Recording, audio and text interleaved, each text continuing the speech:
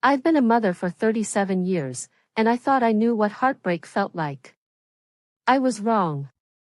Real heartbreak isn't when your husband leaves you for his secretary, or when you lose your job at 55, or even when you have to sell your childhood home to pay for cancer treatments. Real heartbreak is watching your own son, the boy you raised, sacrificed for, and loved unconditionally, hand you a plastic piggy bank with 5 crumpled dollar bills inside while his mother-in-law drives away in a brand new BMW with a red bow still tied around the hood. Before I tell you how I made his wife scream at 10 in the morning, let me know where you're watching this from. Drop your city or state in the comments. I want to see how far this story travels, because what happened to me could happen to any mother, anywhere. My name is Margaret Whitfield, and I'm 63 years old. I've lived through 3 decades of putting my son Tyler first, and if you're a parent, you'll understand why this story will either break your heart or make you want to stand up and cheer. Either way, if this hits you the way it hit me, hit that subscribe button, because mothers need to stick together, and sometimes we need to hear that we're not alone in feeling forgotten. It was October 15th, my birthday. I'd been looking forward to it for weeks, not because I expected anything grand, but because Tyler had been so secretive about his plans. He kept saying he had something special arranged, something that would show me how much he appreciated everything I'd done for him over the years. After raising him as a single mother, working 2 jobs to put him through college, and helping him with the down payment on his first house, I thought maybe, just maybe, he finally understood what I'd sacrificed. I should have known something was wrong when I arrived at his house in Westchester and saw that BMW sitting in the driveway like a silver monument to my irrelevance. The red bow was so perfectly arranged, so professionally done, that I knew it hadn't come from some last-minute car lot decision. This was planned. This was intentional. This was expensive. Tyler's wife Jessica met me at the door with that practiced smile she'd perfected over the 5 years they'd been married. You know the type, all teeth and no warmth, the kind of smile that says, "I'm being polite because I have to be." She was wearing a designer dress I'd never seen before, something that probably cost more than my monthly Social Security check. "Margaret. Happy birthday," she chirped, air-kissing both my cheeks in that affected way she'd picked up from her mother. Come in, come in. We have such a wonderful celebration planned." I walked into their living room, the same living room I'd helped them paint when they first moved in, back when Jessica actually seemed to appreciate my help. Now it was decorated with fresh flowers, expensive arrangements that definitely hadn't come from the grocery store. There were balloons, a professionally decorated cake, and about 15 people I recognized as Jessica's family and friends. Tyler's friends from work were there too, the ones who always seemed slightly uncomfortable around me, like they couldn't quite figure out what to do with the working-class mother of their successful colleague. But here's what really got to me: sitting in the place of honor, right in the center of the room, was Jessica's mother, Diane Pemberton. She was holding court like the queen she'd always believed herself to be, wearing what looked like a brand new outfit and jewelry I'd never seen before. She had that glow that comes from feeling completely celebrated, completely valued. The same glow I'd hoped to have on my own birthday. Tyler appeared from the kitchen, looking handsome and successful in his pressed khakis and button-down shirt. At 37, he'd grown into the kind of man I'd always hoped he'd become: educated, well-spoken, financially stable. Everything I'd worked so hard to give him the foundation for. When he saw me, his face lit up with what seemed like genuine excitement. "Mom! You made it. I was starting to worry you might be running late." He hugged me, and for just a moment, I felt that familiar warmth of being his mother, of being important to him. But then I noticed how quickly he pulled away, how his eyes immediately went to Diane, checking to make sure she was comfortable, making sure she had everything she needed. "Tyler, honey," Diane called out in that honeyed voice she used whenever she wanted something, "could you be a dear and adjust the air conditioning? It's just a touch warm in here." And just like that, my son dropped everything to attend to her comfort. I watched him fiddle with the thermostat, asking her if that was better, making sure she was perfectly comfortable. When was the last time he'd asked about my comfort? When was the last time he'd noticed if I was too warm or too cold? The party went on around me, and I found myself feeling like a guest at someone else's celebration. People made polite conversation with me, asking about my health, my little apartment, how I was managing on my fixed income. But their attention kept drifting back to Diane, who had apparently just returned from a 3-week European cruise and was regaling everyone with stories of gondola rides in Venice and wine tastings in Tuscany. "Oh, Margaret," Diane said at one point, turning to me with that sympathetic look that made my skin crawl, "you really should travel more. It's so important to broaden one's horizons at our age." Our age. As if she hadn't made it clear 100 times before that she was 58, a full 5 years younger than me, and had the financial freedom to act like it. As if she didn't know that my idea of broadening my horizons was taking the bus to the mall instead of walking.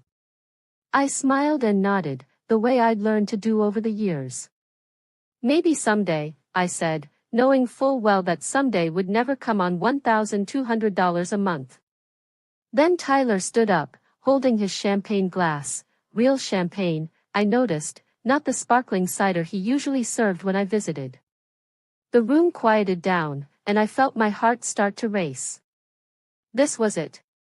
This was the moment he'd been building up to, the special surprise he'd been hinting about for weeks. "I want to thank everyone for being here today to celebrate two very important women in my life," he began, and I felt myself sitting up straighter, smoothing down my dress, the nicest one I owned, the one I'd bought on clearance 3 years ago and saved for special occasions like this. "First, I want to celebrate my mother, Margaret. Mom, you've been such an important part of my life, and I know I don't say it enough, but I appreciate everything you've done for me." My heart swelled. This was it. This was the recognition I'd been waiting for, the acknowledgement of all those years of sacrifice, all those nights I'd worked late to pay for his school clothes, all those times I'd gone without so he could have what he needed. But then he turned to Diane. "And I also want to celebrate someone who has become like a second mother to me, someone who has welcomed me into her family with open arms and shown me what it means to be part of a loving, supportive family. Diane, you've been incredible, and Jessica and I wanted to do something special to show you how much you mean to us." The room erupted in warm murmurs and knowing smiles. I sat there, feeling the first cold fingers of dread creeping up my spine, watching as Tyler reached into his pocket and pulled out a set of car keys. "Diane, happy birthday, even though it's not until next month, we couldn't wait. We wanted to give you this today, surrounded by people who love you." He handed her the keys to the BMW. The room exploded in gasps and congratulations.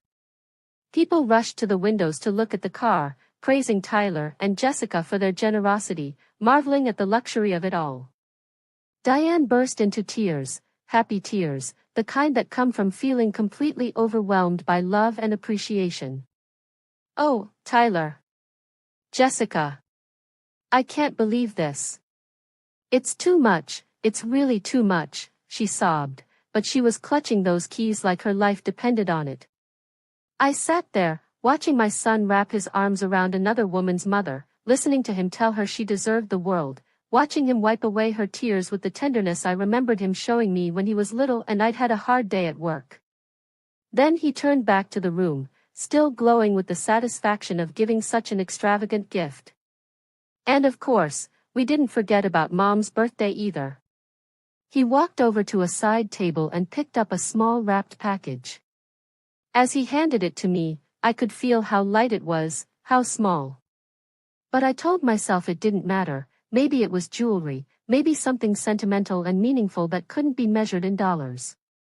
I unwrapped it carefully, aware that everyone was watching, trying to maintain my composure even as my heart was breaking into 1,000 pieces. It was a plastic piggy bank.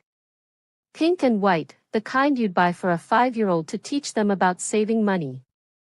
There was a card attached that read, "For all the pennies you've been pinching, love, Tyler and Jessica." Inside, rattling around like a mockery, were $5 bills. $5. While his mother-in-law got $30,000 worth of German engineering, I got $5 and a joke about being poor. The room went quiet for a moment, and I could feel everyone's eyes on me, waiting for my reaction. Some of them looked embarrassed. Others looked confused. Jessica had the grace to look slightly ashamed, but Tyler just stood there with that expectant smile, like he was waiting for me to laugh at his clever little joke. So I smiled. I smiled and stood up and hugged my son and told him thank you, because that's what mothers do. We absorb the hurt so our children don't have to see how badly they've wounded us. We pretend $5 is enough when they've just given someone else the world. But as I drove home that night in my 12-year-old Honda Civic, listening to the engine make that rattling sound that meant I'd need expensive repairs soon, I felt something change inside me. The unconditional love I'd always felt for Tyler was still there, but it was joined by something else, something harder and colder. For the first time in my life, I understood what people meant when they said they were done. I couldn't sleep that night. I kept turning that plastic piggy bank over in my hands, feeling the cheap weight of it, listening to those $5 bills rustle around inside like dry leaves. Every time I closed my eyes, I saw that red bow on Diane's BMW, perfectly tied and gleaming in the October sunlight. If you've ever felt invisible in your own child's life, you know exactly what I was going through. And if this story is hitting you hard, please share it, because I've learned that when we stay silent about this kind of pain, we suffer alone, and no mother should have to do that. I got up around 3 in the morning and made myself a cup of tea, then sat at my little kitchen table and started thinking about how we'd gotten here. How the boy who used to crawl into my bed during thunderstorms had become a man who thought $5 was an appropriate birthday gift for his mother. Tyler wasn't always like this. He used to be the kind of kid who would save up his allowance to buy me flowers from the grocery store, who would make me breakfast in bed on Mother's Day even if it was just burned toast and instant coffee. He used to tell his friends I was the strongest person he knew, because I worked 2 jobs and still managed to help him with his homework every night. I was 19 when I had Tyler, barely more than a child myself. His father, Robert, stuck around just long enough to see Tyler take his first steps, then decided that fatherhood wasn't for him and disappeared into whatever life he thought would be better than the one we were trying to build together. I never heard from him again, not even a birthday card for Tyler, nothing.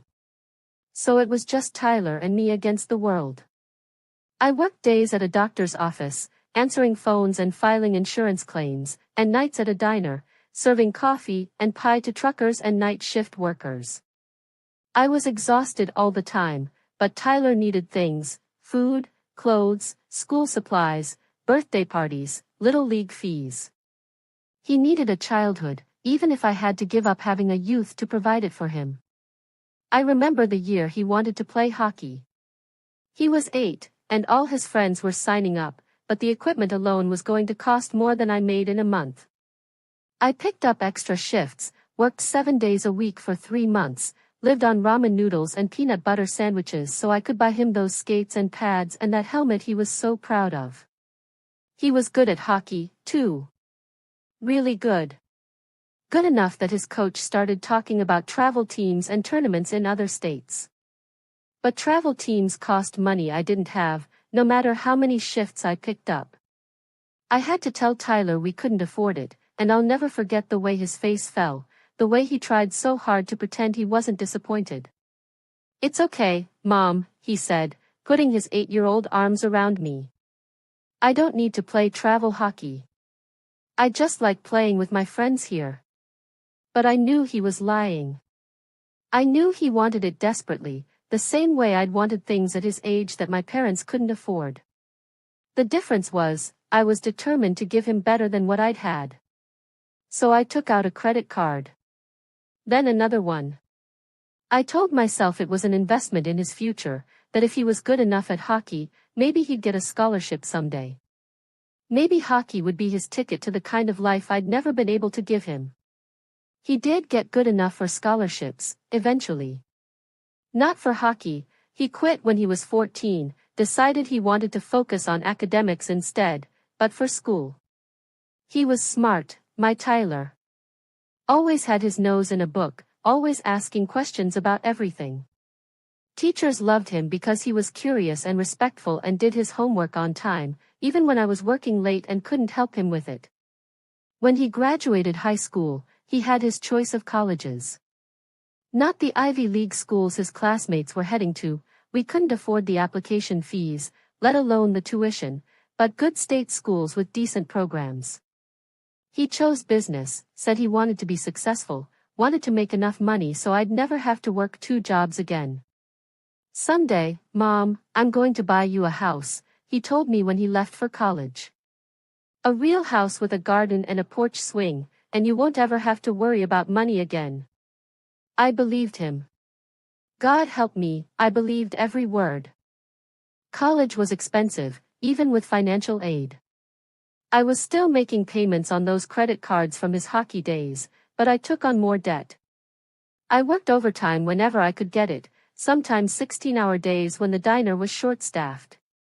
I sold my grandmother's jewelry, the only valuable things I'd ever owned, to help with his textbook costs. Tyler did well in college. Dean's List every semester, internships with important companies, job offers before he even graduated. When he walked across that stage to get his diploma, I cried like a baby. All those years of sacrifice had been worth it. My son was going to be successful, and he was going to remember who had made it possible. His first job was with a consulting firm in Manhattan. Good salary, excellent benefits, real opportunities for advancement. He moved into an apartment in Queens, nothing fancy, but it was his own place, paid for with his own money. I was so proud I could barely contain myself. That's when he met Jessica.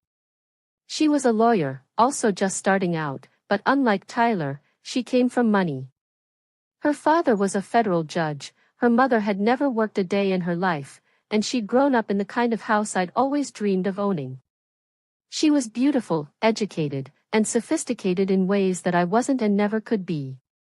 At first, Tyler brought her around fairly regularly. She was polite to me, asking about my work, complimenting my cooking, seeming genuinely interested in getting to know me. But I could see the way she looked at my little apartment, at my second-hand furniture and my clearance rack clothes. She was trying to understand how Tyler had come from such humble beginnings when he was so clearly destined for bigger things. As their relationship got more serious, I saw Tyler less and less. He was always busy with work, or with Jessica's family, or with social events that were important for his career. When we did see each other, he seemed different somehow, more polished, more careful about his words, like he was editing himself for an audience I couldn't see. When they got engaged, I was thrilled. I loved Tyler, and if Jessica made him happy, then I wanted to love her too. I offered to help plan the wedding, thinking this might be a way for us to bond, for her to see me as more than just Tyler's working-class mother. "Oh, that's so sweet of you to offer," Jessica said when I brought it up, "but my mother and I have already hired a wedding planner. It's going to be quite elaborate, you know how these things are." I didn't know how these things were. I'd never had a wedding that required a planner, never had a family that could afford to hire professionals to orchestrate a single day. But I nodded and smiled and asked what I could do to help. "Well," Jessica said, exchanging a look with Tyler that I pretended not to notice, "the most helpful thing would probably be for you to just relax and enjoy yourself.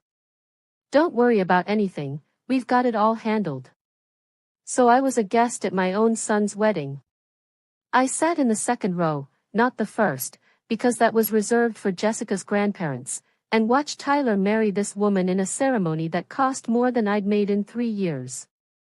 I wore the dress I'd bought for the occasion, the nicest thing I'd owned since my own wedding dress 20 years earlier, and I felt completely out of place among Jessica's family and their designer outfits and their easy laughter about private schools and summer houses. During the reception, Tyler gave a speech thanking everyone who had made their love story possible. He thanked Jessica's parents for welcoming him into their family. He thanked his new in-laws for teaching him what it meant to be part of a loving, supportive family. He thanked the wedding party, the vendors, even the venue coordinator. He never mentioned me. Not once. Not the woman who had raised him alone, who had sacrificed everything to give him the foundation that had made this success possible, who had loved him unconditionally from the moment he drew his first breath. I sat there at table 12, not the family table, which was full of Pembertons and their friends, and smiled until my face hurt, applauding my son as he celebrated his new life with people who had been in it for 2 years while I'd been forgotten after 35. That was 5 years ago. Since then, I'd watched Tyler become more and more absorbed into the Pemberton family, more and more distant from me. Holiday invitations became obligations he fulfilled out of duty rather than love.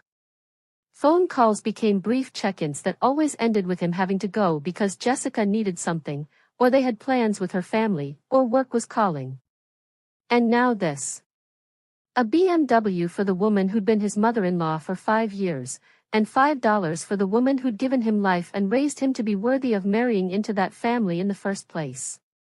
As I sat there at my kitchen table, holding that piggy bank and thinking about all the years I'd put Tyler first, I felt something I'd never allowed myself to feel before: anger.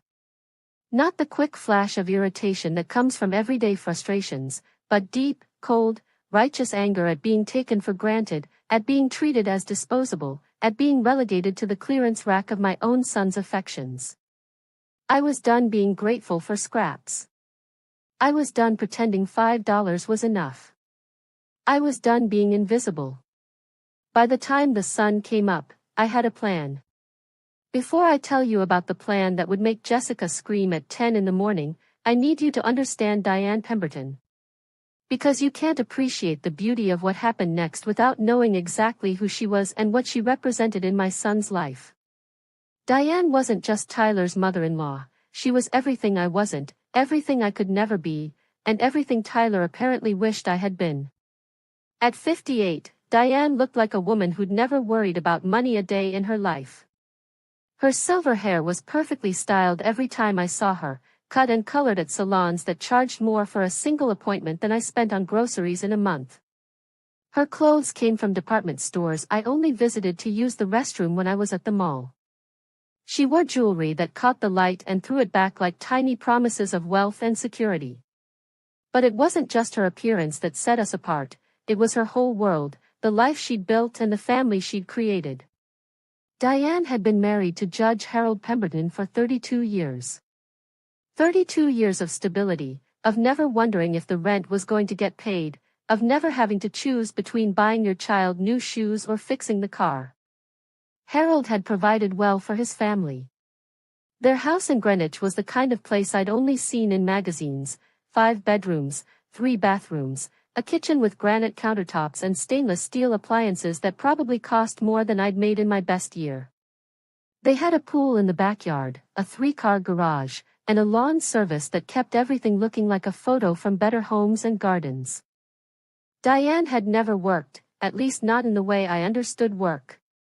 She'd been on charity committees, organized fundraisers for causes that mattered to people like her, served on the boards of cultural organizations that existed primarily to make wealthy people feel cultured. She called it volunteer work, but it was really just another form of socializing, another way to network with other people who had the luxury of choosing how to spend their time. She traveled constantly, not just the European cruise she'd been bragging about at my birthday party, but trips to Napa Valley, weekends in Martha's Vineyard, shopping expeditions to New York City where she'd buy things she didn't need with money she'd never had to earn. Her Instagram account, which Jessica had shown me once, was a catalog of experiences I could only dream about: first-class airplane seats, 5-star restaurants, hotel rooms with views of cities I'd only seen on television. But here's what really got to me about Diane: she had no idea how lucky she was. She moved through life with the casual entitlement of someone who'd never had to wonder if her credit card would be declined at the grocery store, who'd never had to tell her child they couldn't afford something they wanted, who'd never lain awake at night calculating and recalculating bills and always coming up short. And somehow, this woman who'd never struggled for anything had become more important to my son than the woman who'd sacrificed everything for him. It started small, the way these things always do. Tyler would mention having dinner at the Pembertons, and I'd ask how it went, and he'd light up talking about Diane's cooking, about how she'd made his favorite meal, about how she'd sent him home with leftovers for the whole week. He'd tell me about conversations they'd had, advice she'd given him about work or life or marriage, and I'd listen with a smile frozen on my face, wondering when he'd stop coming to me for advice. Then it was the holidays. Tyler and Jessica would spend Christmas morning with me for exactly 2 hours, long enough to exchange gifts and eat breakfast, before heading to the Pembertons for the real celebration. They'd stay there all day, through dinner and games and whatever traditions Diane had established for her family. When Tyler would call me the next day to thank me for the gifts, he'd spend half the conversation telling me about the amazing day they'd had at Diane's, about the incredible meal she'd prepared, about how she'd given everyone such thoughtful presents. The presents. God, the presents Diane gave were always perfect. She had the time and the money to really think about what each person would want, to shop for quality instead of price, to present everything beautifully wrapped with ribbons and bows that matched her holiday decorations. When Tyler opened her gifts, his face would light up with genuine surprise and pleasure. When he opened mine, practical things like socks or gift cards to places he actually shopped, he'd smile politely and thank me, but I could see he was already thinking about something else. Mother's Day was the worst. Tyler would take me out to brunch, usually somewhere nice but not too expensive, and we'd have a pleasant meal while he told me about his work and his life with Jessica. But then he'd mention that they were having dinner with the Pembertons that night, that Diane had requested Tyler join them for their Mother's Day celebration, and I'd realized that I was getting the leftovers of his attention while she got the main course. "She's been like a second mother to me," Tyler had explained once, when I'd made some comment about how much time he spent with Diane. "She's taught me so much about being part of a real family, you know? About traditions and stability and how to build something lasting. A real family." As if what we'd had hadn't been real, as if the family I'd built through 17 years of single motherhood, through sacrifice and struggle and unconditional love, hadn't counted because it hadn't come with financial security and holiday traditions and dinner parties where everyone knew which fork to use. But the moment I truly understood how far I'd fallen in Tyler's estimation was 3 months before my birthday, when he called to tell me about Jessica's promotion at her law firm. "Mom, you're not going to believe this. Jessica made partner. Can you imagine? Partner at 32. Diane is so proud she can barely contain herself. She's throwing this huge celebration party next weekend, flying in relatives from all over the country. It's going to be incredible." "That's wonderful news," I said, and I meant it. Jessica had worked hard for that promotion. "I'm so proud of her." "You should see Diane in action," Tyler continued, his voice full of admiration.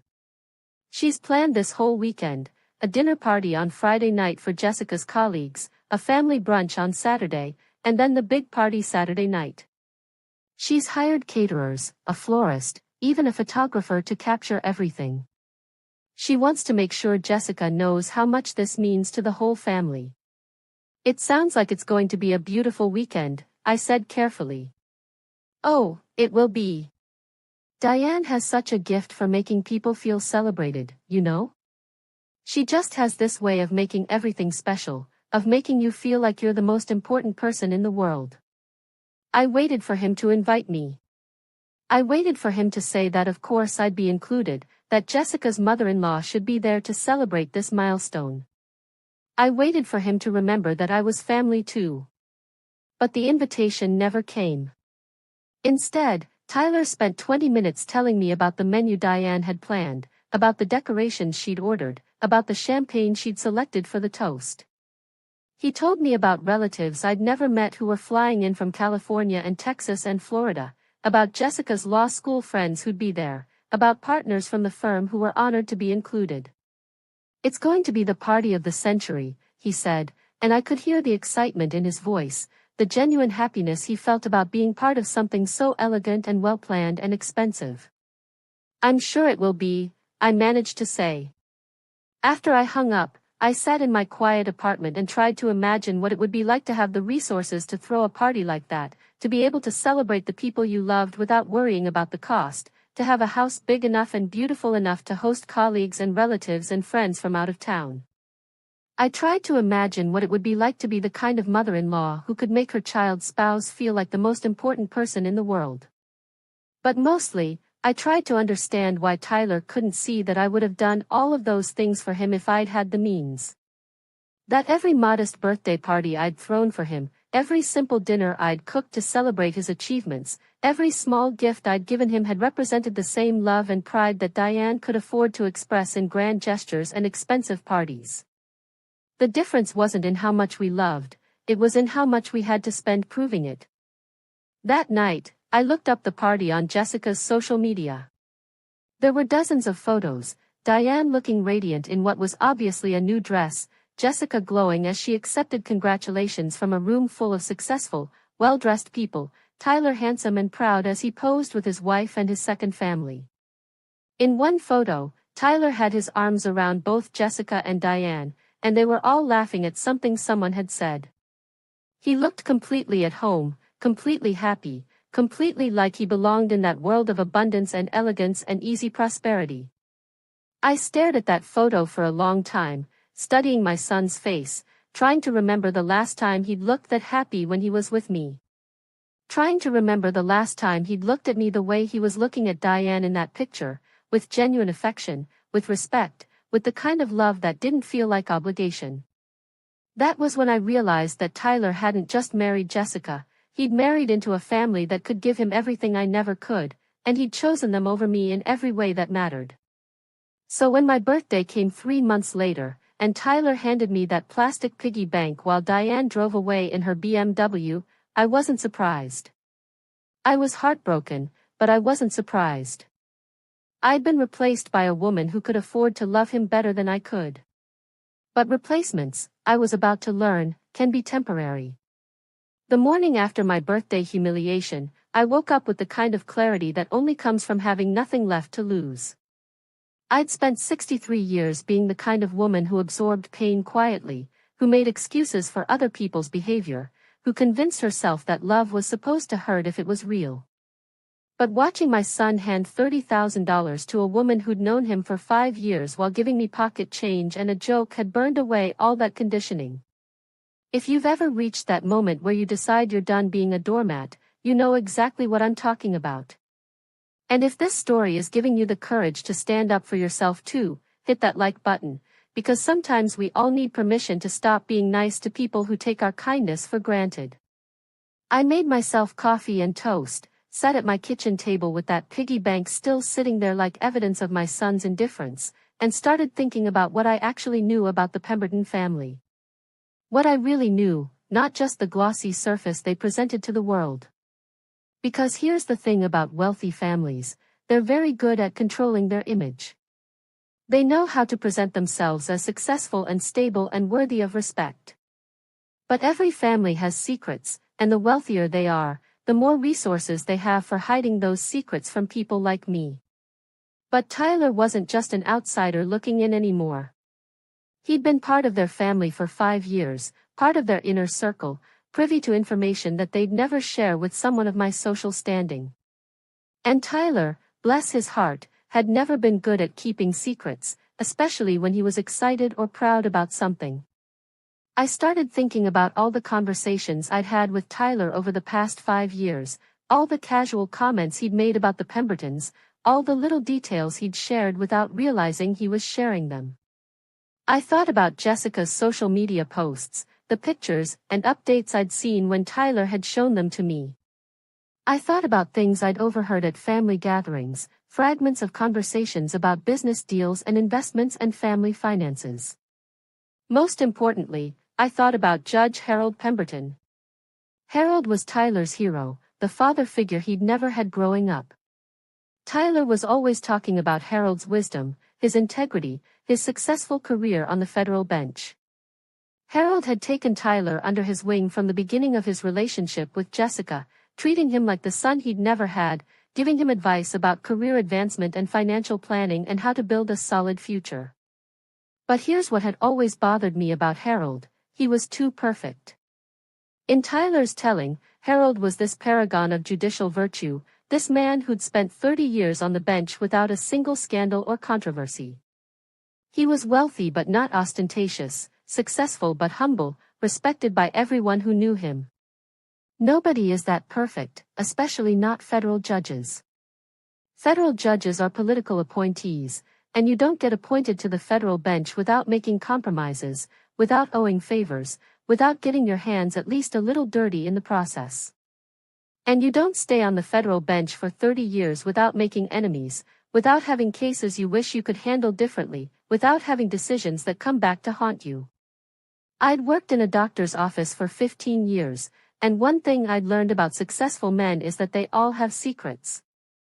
The more successful they are, the more secrets they have, and the more dangerous those secrets become if they're exposed. So I started digging.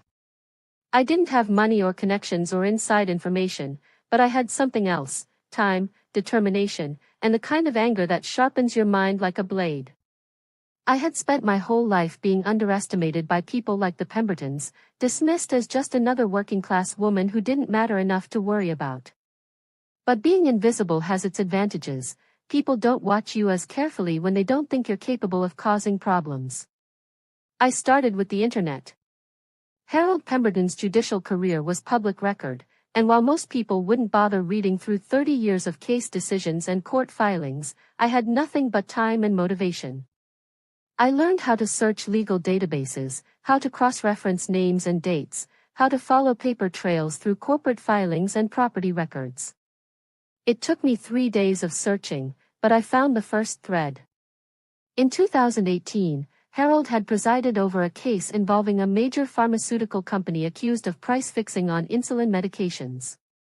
The case had gotten significant media attention because people were dying because they couldn't afford their insulin, and this company was one of 3 that controlled the entire market. The case should have been a slam dunk for the prosecution. The evidence was overwhelming: internal emails showing executives joking about how much they could charge desperate diabetics, documented agreements between competitors to keep prices artificially high, whistleblower testimony from company insiders who were disgusted by what they'd witnessed. But Harold had dismissed the case on what legal experts called highly questionable procedural grounds. He'd ruled that evidence had been improperly obtained, that witness testimony was inadmissible, that the prosecution had failed to meet technical requirements that most judges would have overlooked in a case with such clear public interest implications. The pharmaceutical company walked away with a slap on the wrist, a fine that represented less than 1% of their annual revenue from insulin sales. People continued dying because they were rationing their medication, but Harold's ruling had made it nearly impossible for prosecutors to bring similar cases in the future. At the time, legal commentators had called it a travesty of justice. Patient advocacy groups had demanded Harold's resignation. Medical professionals had written op-eds questioning how a federal judge could prioritize legal technicalities over the lives of diabetic patients who were dying because of corporate greed. But the story had faded from the news cycle, the way these stories always do, and Harold had continued his career without any real consequences. However, what caught my attention wasn't the case itself, it was what happened 6 months later. Harold and Diane had purchased a vacation home in Martha's Vineyard.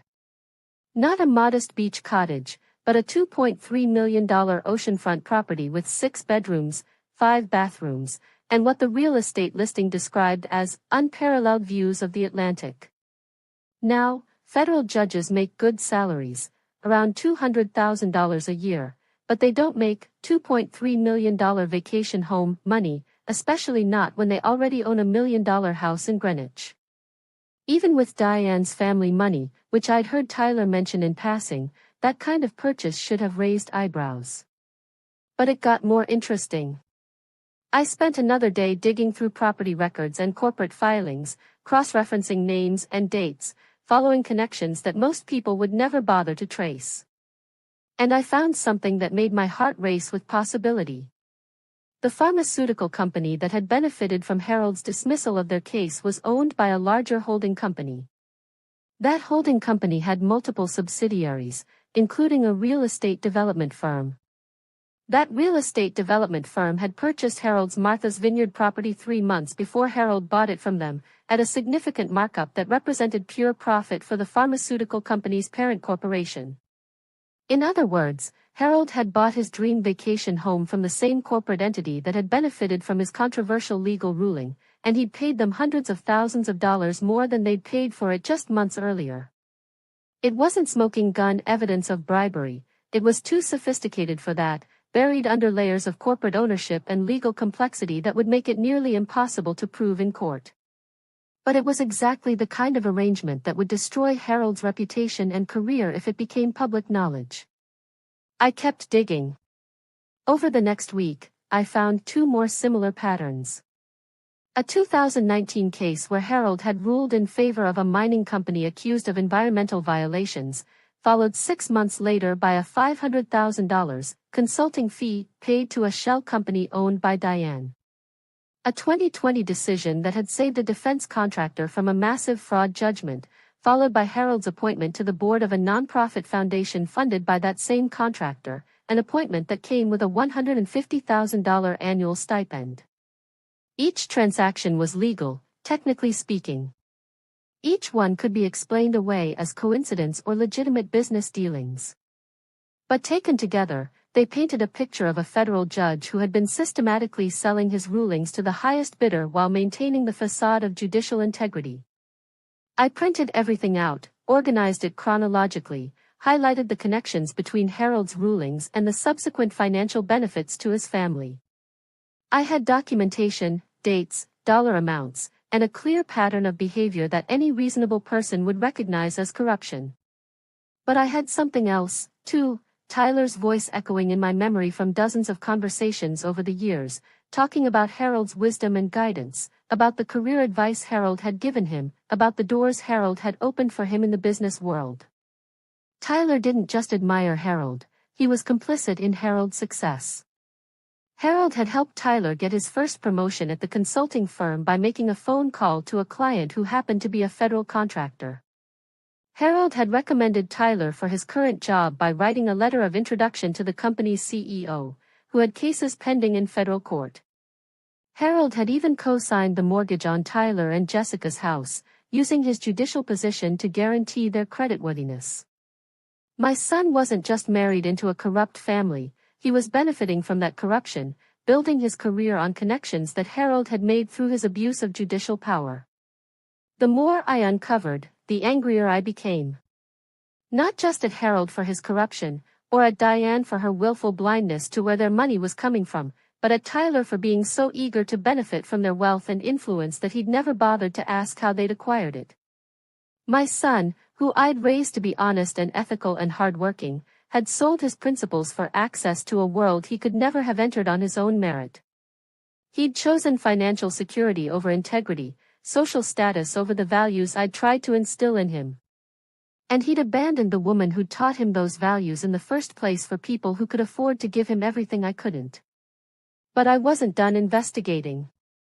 Because something about the timing of Harold's corruption bothered me, something about the specific cases he'd chosen to influence and the companies he'd chosen to help. I spent 3 more days digging, and what I found made everything else pale in comparison. Harold hadn't just been taking bribes, he'd been taking bribes from companies that were actively harming the kind of people I'd spent my whole life working alongside. The pharmaceutical company that was price gouging diabetics. The mining company that was poisoning groundwater in rural communities. The defense contractor that was overcharging taxpayers for military equipment that didn't work. Every single one of Harold's corrupt rulings had protected wealthy corporations at the expense of ordinary people like me. People who couldn't afford insulin. People whose drinking water was contaminated by corporate negligence. People whose tax dollars were being stolen by defense contractors who knew they could buy their way out of consequences. Harold Pemberton, the man my son admired above all others, was a predator who had spent years feeding on the suffering of working-class families while presenting himself as a pillar of judicial virtue. And Tyler, Jessica, and Diane had all been living off the proceeds of that predation while looking down on me for my modest circumstances. That's when I realized that exposing Harold's corruption wasn't just about getting revenge for a plastic piggy bank and $5. It was about justice for every family that had been harmed by Harold's rulings, every person who had suffered because Harold had prioritized his own enrichment over their lives and welfare. It was about making sure that people who thought they were better than me because they had more money understood that their money was stained with blood. But exposure alone wasn't enough. I needed Harold's corruption to be revealed in a way that would destroy not just his career, but his family's entire social standing. I needed Tyler and Jessica and Diane to experience the kind of devastating public humiliation that would make them understand what it felt like to be dismissed as worthless. I needed them to lose everything, the way they'd made me feel like I'd lost my son. That's when I started planning the gift I was going to leave on their doorstep. The gift that would make Jessica scream. By the time I finished my investigation, I had enough evidence to destroy Harold Pemberton's career and reputation completely. But I also had something more valuable than evidence. I had knowledge of exactly when and how to use it for maximum impact. You see, timing is everything when you're planning the kind of revenge that doesn't just hurt someone, but teaches them a lesson they'll never forget. And thanks to Tyler's constant updates about the Pemberton family's social calendar, I knew that the perfect opportunity was coming in just 2 weeks. October 28th was Harold's 65th birthday, and Diane was throwing him what she was calling the party of the decade. She'd been planning it for months, according to Tyler, who couldn't stop talking about how elaborate it was going to be. 200 guests, including federal judges, prominent attorneys, business leaders, and political figures from across the state. A 5-course dinner prepared by a chef from Manhattan, a jazz quartet for entertainment, and a photographer from the society pages to capture it all for posterity. Most importantly, the party was being held at their Greenwich home, with guests expected to arrive throughout the evening for cocktails, dinner, and what Diane was calling a celebration of Harold's distinguished career of public service. It was going to be Harold's triumph, a public acknowledgement of his status as one of the most respected federal judges in the country, surrounded by everyone whose opinion mattered in his professional and social world. Which made it the perfect moment to destroy him. But I needed more than just evidence of Harold's corruption. I needed a way to ensure that my revelation would have maximum impact, that it would reach every single person who mattered in Harold's world, and that it would be impossible for the Pemberton family to contain or explain away. That's when I remembered something Tyler had mentioned in passing during one of our phone calls. The society photographer Diane had hired wasn't just any photographer, it was Miranda Chen, who ran the most influential social media account documenting high society events in Connecticut. Her Instagram account had over 100,000 followers, including journalists, socialites, and anyone who cared about the intersection of wealth, power, and politics in our state. More importantly, Miranda was known for her live coverage of events. She didn't just take pictures and post them later, she provided real-time updates throughout the evening, posting photos and videos as the party progressed, giving her followers an inside look at exclusive events they could never attend themselves. Which meant that whatever happened at Harold's birthday party wouldn't just be witnessed by the 200 guests in attendance, it would be broadcast live to hundreds of thousands of people across social media. I spent the next week refining my plan, thinking through every detail, anticipating every possible response. I needed to make sure that when I revealed Harold's corruption, it would be impossible for him to deny or minimize. I needed documentation that was so clear, so damning, and so undeniable that even his most powerful friends wouldn't be able to protect him. But I also needed to make sure that Tyler, Jessica, and Diane understood that their comfortable life had been built on a foundation of fraud and corruption, and that they were going to lose everything they'd taken for granted. Most importantly, I needed to make sure that Tyler understood what he'd lost when he chose the Pembertons over his own mother. 3 days before Harold's birthday party, I put the final pieces of my plan into motion. First, I compiled everything I'd discovered about Harold's corruption into a comprehensive dossier. 37 pages of documentation, including copies of Harold's judicial rulings, financial records showing the suspicious payments to his family, corporate filings revealing the connections between the companies he'd helped and the money they'd paid him, and a timeline that made the pattern of corruption impossible to ignore. I made copies of everything and prepared 3 separate packages. The first package was going to the FBI's Public Corruption Unit, with a cover letter requesting a federal investigation into Harold's conduct. The second package was going to the Connecticut State Attorney's Office, with a request that they review Harold's rulings for potential judicial misconduct. The third package was going to the Hartford Courant's investigative reporting team, with a note explaining that I had evidence of federal judicial corruption that deserved public attention. But those packages weren't going to be mailed until after Harold's birthday party. I wanted Harold to have his moment of triumph, his celebration of what he thought was his successful career, before I brought his world crashing down around him. The gift I was planning to leave on Tyler and Jessica's doorstep was going to be much more immediate, much more personal, and much more devastating. I spent Harold's birthday morning preparing the most important package of all. Inside a beautiful gift box, the kind of expensive presentation box that someone like Diane would use for her own gifts, I placed a leather-bound photo album. But this wasn't the kind of photo album that families usually received as gifts. The first page contained a photo of Harold in his judicial robes, taken from the court's official website, with a caption that read, "The Honorable Harold Pemberton, a career built on corruption." The following pages contained copies of every piece of evidence I'd gathered, organized chronologically and presented like a scrapbook of Harold's criminal activity. Bank statements showing suspicious payments. Property records documenting the Martha's Vineyard purchase. Corporate filings revealing the connections between Harold's rulings and his family's financial benefits. News articles about the cases Harold had dismissed and the people who had suffered as a result. Each page was meticulously documented, with dates, dollar amounts, and explanations written in my careful handwriting. It looked like the kind of project a grandmother might put together to document her family's history, except this family history was a record of federal crimes. The final page contained a handwritten letter addressed to Tyler, Jessica, and Diane. Dear family. For 5 years, I have watched you treat me as if I were worth less than nothing because I don't have money. You have dismissed my sacrifices, ignored my love, and made me feel ashamed of the modest life I built while raising Tyler alone. You gave me $5 for my birthday while giving Diane a $30,000 car, and you expected me to be grateful for your generosity. But I want you to understand something. I may not have money, but I am not stupid. I am not worthless. And I am not someone you can discard without consequences. The enclosed documentation shows that your wealth, your social status, and your comfortable lifestyle have been built on Harold's systematic corruption of his judicial office. Every dollar you've spent, every luxury you've enjoyed, every social connection you've made has been paid for with money Harold stole from his position on the federal bench. You are not better than me because you have more money. You are criminals who have been living off the proceeds of Harold's betrayal of his judicial oath. I have sent copies of this evidence to the FBI, the state attorney's office, and the Hartford Courant.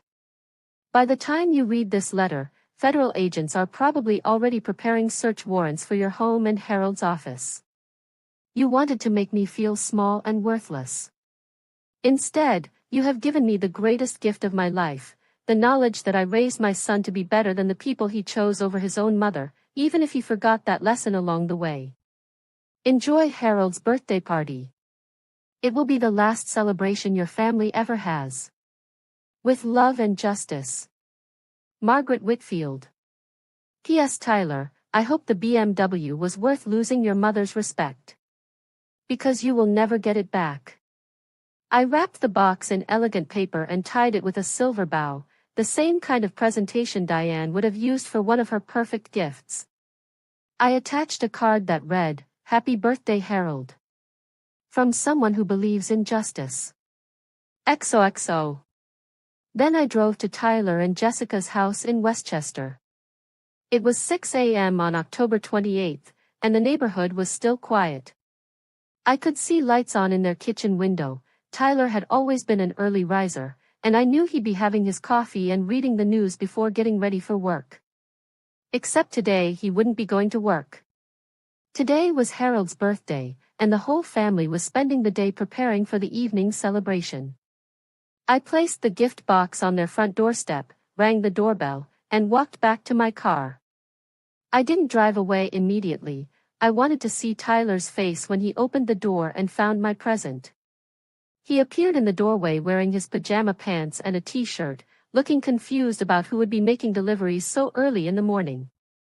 When he saw the elegantly wrapped box, his confusion turned to curiosity, and then to what looked like pleasure, probably assuming it was an early birthday gift for Harold from one of their wealthy friends. He picked up the box and carried it inside, and I could see through the kitchen window as he called for Jessica to come see what had been delivered.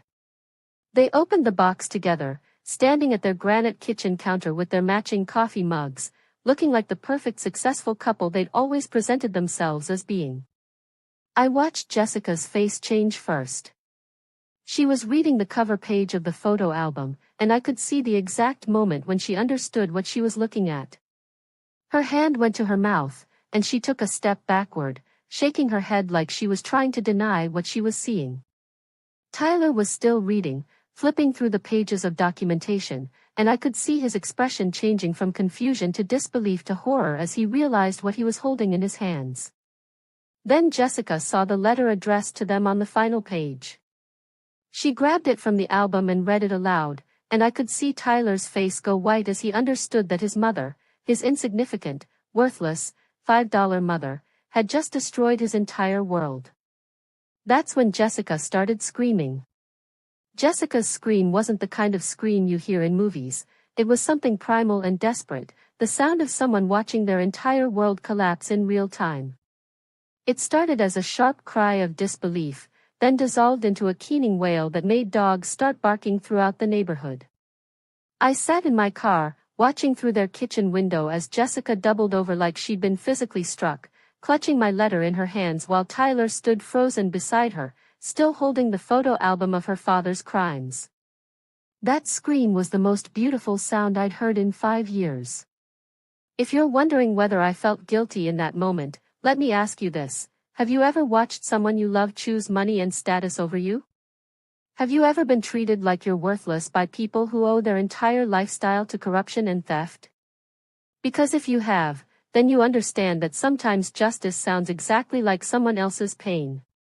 Jessica's screaming brought Tyler back to life.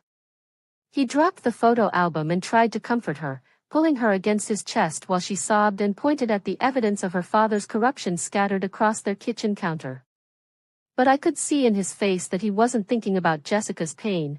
He was thinking about what this meant for him, for his career, for the life he'd built on Harold's dirty money. Through their window, I watched Tyler try to process what he'd just learned. This was the man he'd idolized, the father figure who'd taught him about integrity and public service and building something lasting. This was the judge whose reputation had opened doors for Tyler throughout his career, whose recommendation had gotten him his current job, whose connections had made his success possible. And now Tyler understood that every opportunity he'd been given, every door that had been opened for him, every step up the ladder of success he'd climbed had been paid for with Harold's betrayal of his judicial oath. My son wasn't just complicit in Harold's corruption, he was a direct beneficiary of it, and everyone who mattered in his professional world was going to know it within hours. I could see him starting to panic as the implications hit him. His phone was buzzing constantly, probably Harold and Diane trying to reach them, probably other family members who were arriving early for the party preparation and finding the house in chaos. But Tyler wasn't answering his phone. He was staring at my letter, reading it again and again, and I could see the exact moment when he understood that his mother, his insignificant, worthless mother who he'd given $5 for her birthday, had just destroyed everything he'd worked for. That's when he looked toward the window. Our eyes met across the distance between his kitchen and my car, and for the first time in 5 years, Tyler really saw me. Not as an obligation to be managed or a burden to be tolerated, but as a woman who had just demonstrated that she was far more dangerous than he'd ever imagined. He said something to Jessica, probably telling her to stay inside, and then he came out of the house, walking toward my car with the kind of careful control that meant he was trying very hard not to lose his temper in front of the neighbors. I rolled down my window as he approached, and we looked at each other in silence for a long moment. Tyler's face was pale, his hands were shaking slightly, and I could see that he was struggling to find words for what had just happened. "Mom," he said finally, his voice hoarse with shock and disbelief. "What have you done?" "I've given your father-in-law exactly what he deserves," I said calmly. "And I've given you exactly what you earned when you decided $5 was an appropriate birthday gift for your mother." "You don't understand what you're doing," Tyler said, his voice rising despite his efforts to stay controlled. "You're going to destroy innocent people. Jessica had nothing to do with whatever you think Harold has done. You're going to ruin her career, her reputation, everything she's worked for. The way you ruined my relationship with my son when you decided the Pembertons were more important than the woman who raised you." Tyler flinched like I'd slapped him. "That's not fair, Mom. You know I love you. This isn't about choosing sides." "Isn't it?" I asked. "When was the last time you spent a holiday with me instead of with them? When was the last time you asked my advice about something important? When was the last time you treated me like I mattered as much as Diane does?" "That's different," Tyler said, but his voice lacked conviction. "Diane is, she's what? She's better than me because she married a federal judge? She's more valuable because she can afford to give you expensive gifts and throw elaborate parties?" Tyler's face crumpled slightly, and for just a moment, I saw the boy he used to be, the child who would climb into my bed during thunderstorms, who would save up his allowance to buy me flowers, who used to tell his friends I was the strongest person he knew. "I never meant to make you feel worthless," he whispered. I wanted to fit in with them. I wanted to be worthy of Jessica, worthy of being part of their family. And the only way you could be worthy was to make me feel unworthy?" He had no answer for that, because we both knew it was true. Tyler had elevated himself by diminishing me, had proven his value to the Pembertons by demonstrating how willing he was to treat his own mother as disposable. "Can you undo this?" he asked finally. "Can you call back the FBI, tell them you made a mistake?" I laughed, actually laughed, at the desperation in his voice. "Tyler, honey, I didn't make a mistake. Every piece of evidence in that album is real, every document is genuine, every connection I've drawn between Harold's rulings and your family's financial benefits is accurate.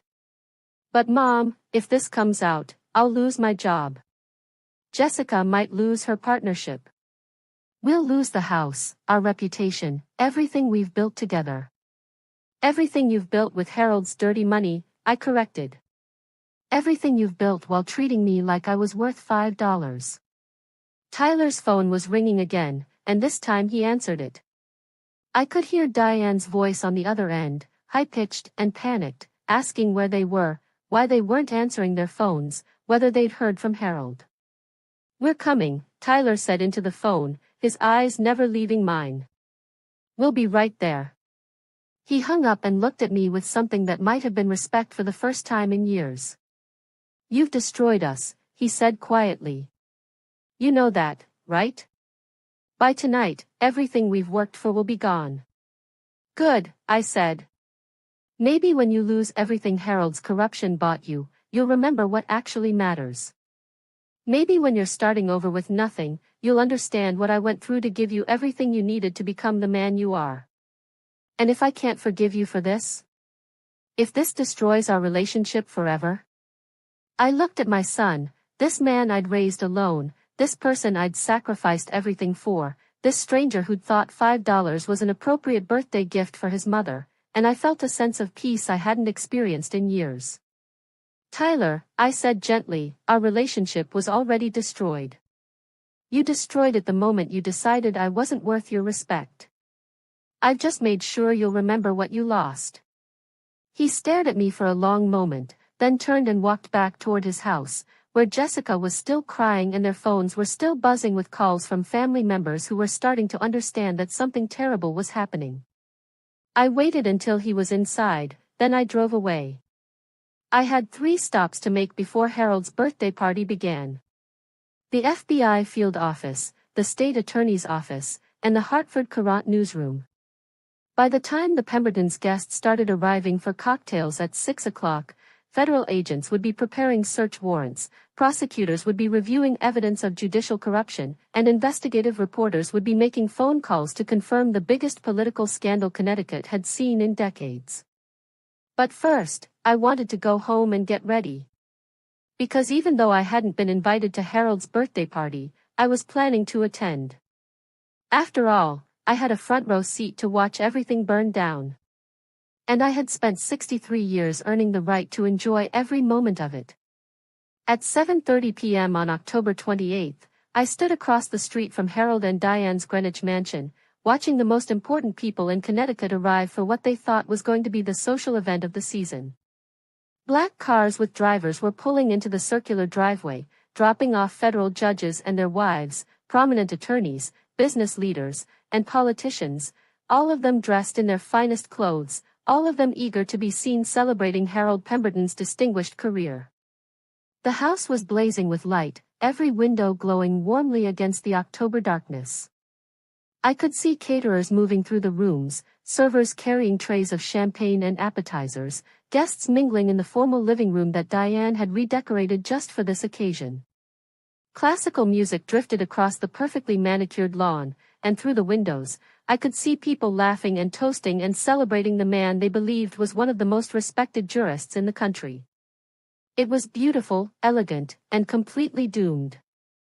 Because while Harold's guests were arriving for his birthday celebration, FBI agents were sitting in unmarked cars just 3 blocks away, waiting for the search warrants that would be signed within the hour.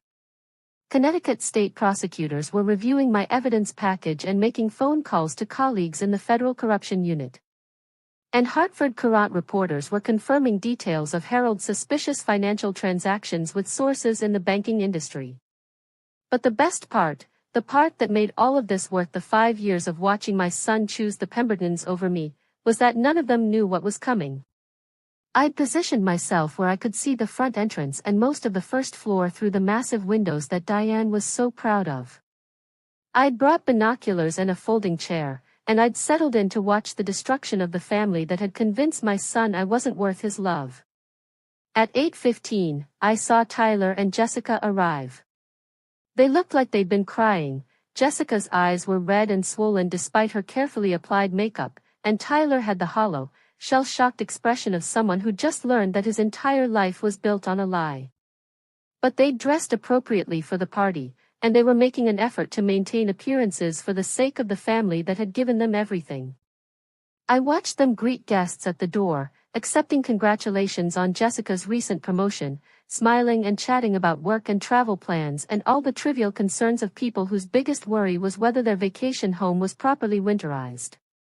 Tyler kept checking his phone, and I knew he was waiting for news about whether my evidence had reached the authorities yet. Jessica stayed close to her mother, whispering urgently in Diane's ear about something the other guests couldn't hear.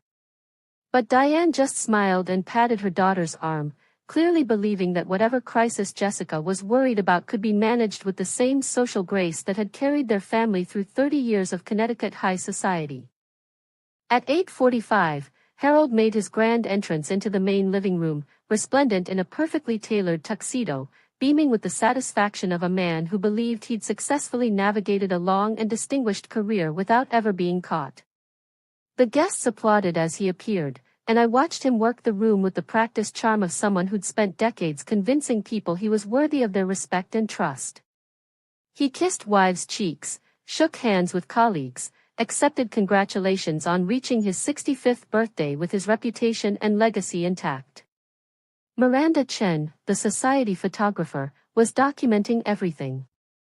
Her camera flashed constantly as she captured Harold surrounded by his admirers, Diane glowing with pride beside her husband, Tyler, and Jessica looking like the perfect successful young couple who'd been embraced by Connecticut's legal elite. She was live streaming the party on Instagram, just as I'd expected, providing real-time coverage to her 100,000 followers.